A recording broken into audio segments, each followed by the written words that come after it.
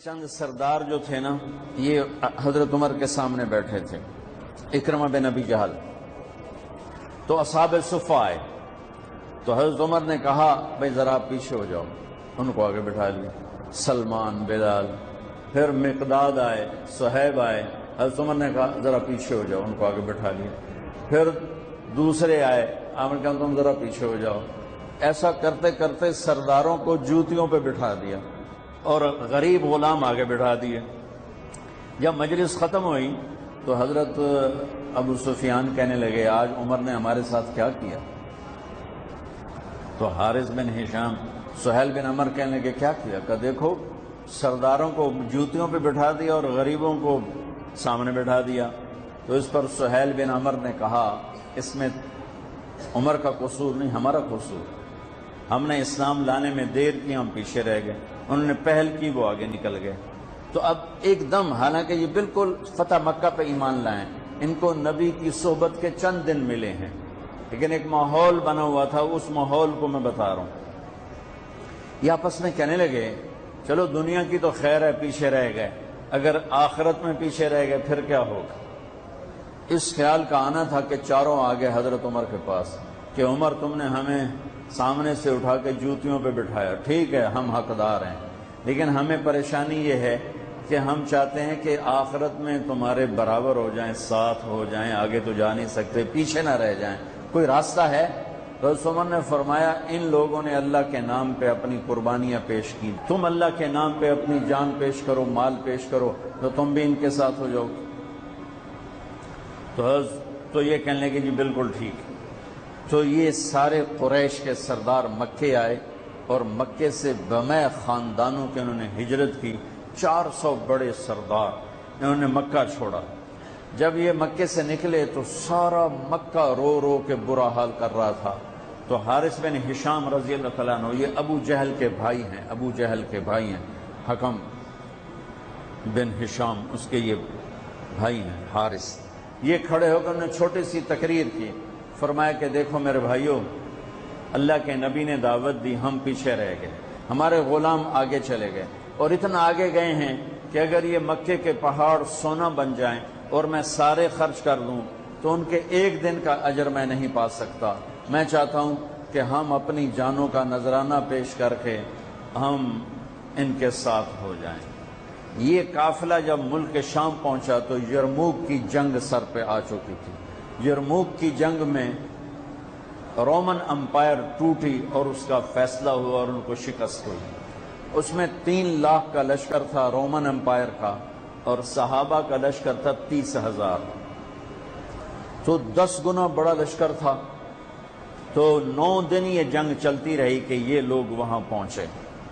تو ایک دن ایسا ہوا کہ لڑتے لڑتے صحابہ کے قدم اکھڑ گئے اور اہل ایمان دبتے دبتے دبتے اپنے خیموں تک پہنچ کر رومی ان پر چڑھ کے آ رہے تھے، چڑھتے آ رہے تھے، اور ان کے حوصلے پست ہو رہے تھے کہ حضرت اکرمہ بن ابی جہل انہوں نے ایک دم اپنے سر سے لوہے کی ٹوپی کو اتار کے پھینک دی اور اپنی زرہ بھی اتار دی اور اپنی تلوار کی نیام کو بھی توڑ کے پھینک دیا، اور ہاتھ بلند کر کے کہ کوئی ہے میرے ہاتھ پر بیعت کرے موت کی کہ یا اللہ اس ایمان والوں کو فتح دے گا یا ہماری قبریں یہاں بن جائیں گی۔ تو خالد ابن ولید اور اکرمہ بن ابی جہل قریبی رشتہ دار ہیں، تو خالد ابن ولید نے حضرت اکرمہ کا ہاتھ پکڑ لیا، کہا کہ نہیں میں تمہیں ایسا نہیں کرنے دوں گا، ہمیں تیری ابھی ضرورت ہے۔ تو انہیں ایسے ہاتھ جھٹکے سے چھڑا کر کہا الیک عنی، الیک عنی کا ویسے ترجمہ تو ہے دفع ہو جا، الیک عنی دفع ہو جا۔ وہ آپس میں رشتہ دار بھی ہیں، صحابہ بھی ہیں، یہ کہہ سکتے ہیں، تو میں صرف ان کی لفظ کا ترجمہ کر رہا ہوں، الیک عنی دفع ہو جا، خالد پیچھے ہٹ جا، با ادب ترجمہ خالد پیچھے ہٹ جا۔ کہ کیوں؟ کہ میں اور میرا باپ ساری زندگی اللہ کے نبی کی دشمنی کی اور ان کے خلاف لڑتے لڑتے لڑتے زندگی گزار دی، آج اس داغ کو دھونے کا دن آیا ہے، آج میں اپنی جان دینا چاہتا ہوں تاکہ میرے دامن پر جو اللہ کے نبی کے ساتھ جنگ کے دھبے ہیں ان کو میں دھو دوں، لہذا میں تیری بات نہیں سنوں گا۔ تو ان کے بیٹے عامر بن اکرمہ نے آگے بڑھ کے بیعت کی۔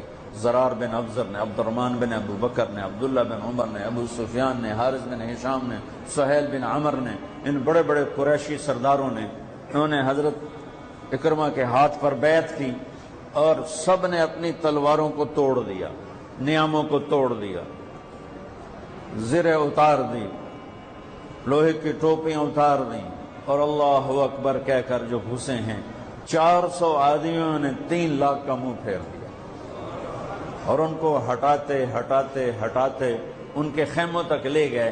لیکن اس سفر میں ان 400 میں چند ہی بچے، باقی سب شہید ہو گئے۔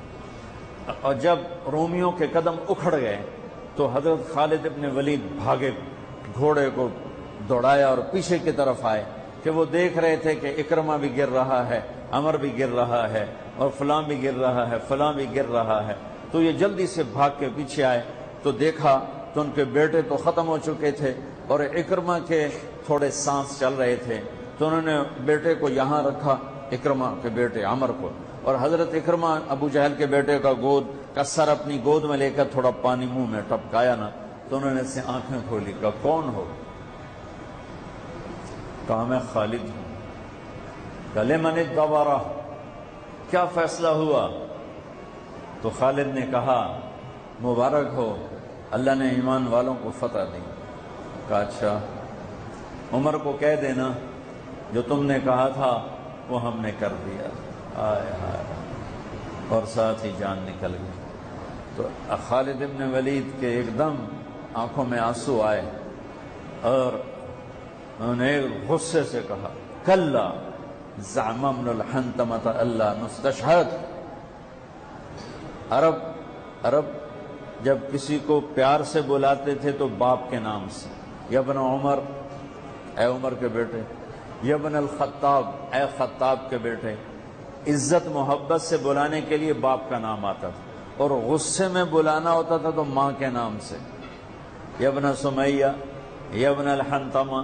یہ ان کی ثقافت تھی کہ غصے میں بلانا ہے تو ماں کے نام کے ساتھ، عزت محبت میں بلانا ہے تو باپ کے نام کے ساتھ۔ یہاں خالد ابن ولید کو عمر پہ غصہ چڑھا ہوا ہے،